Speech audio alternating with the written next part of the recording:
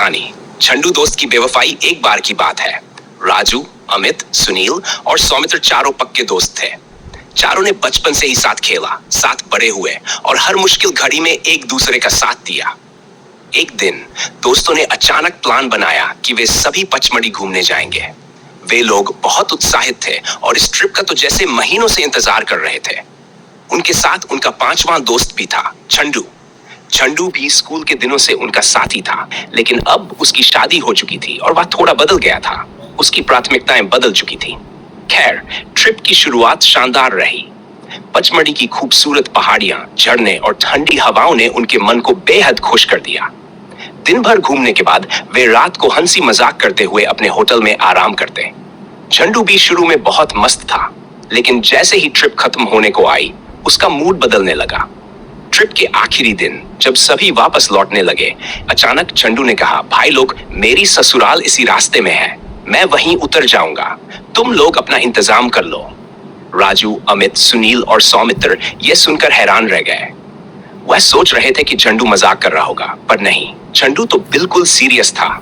उसने तुरंत अपनी गाड़ी ससुराल की तरफ मोड़ ली। बाकी दोस्तों ने कहा, अरे यार, हम लोग अंधेरे में कैसे जाएंगे, अभी रात हो गई है और रास्ते में कोई और साधन भी नहीं मिलेगा।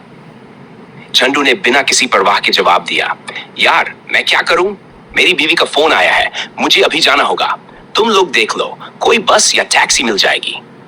और यह कहकर उसने अपनी गाड़ी धीमी की, दोस्तों को बीच रास्ते उतारा और तेजी से अपनी ससुराल की ओर निकल गया। राजू, अमित, सुनील और सौमित्र हक्के बक्के रह गए।